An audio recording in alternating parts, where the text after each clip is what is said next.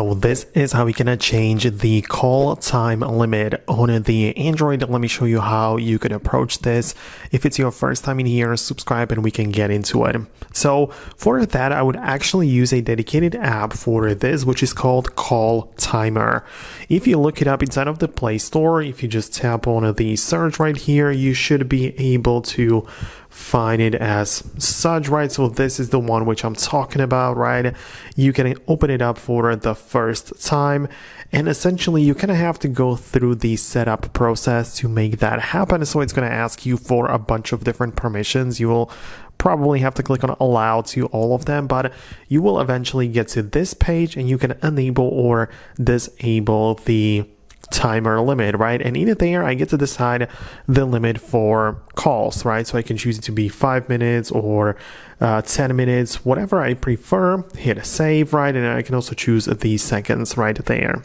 So that's the whole point behind it, right? You can see that we also have some other things about the notifications when you are approaching that particular time. You can also set it up for 2 SIM cards and so on, right? So as you can see, there are plenty of different things, even like excluding specific numbers, right? Which would basically kind of like allow you to not apply this to some people, right? Or to some prefix, right? From specific countries and so on. So it is kind of a nice way to limit your call time for individual things. But as I say, the moment I downloaded the app, I had to give it a bunch of different permissions. So if I go back to the apps and find the call timer, right? This is what it's called. You can see the permissions is to access the contacts, phone, and even the notifications. I believe it was required, so that's why I clicked it, and that's how you can essentially change the call time limit. So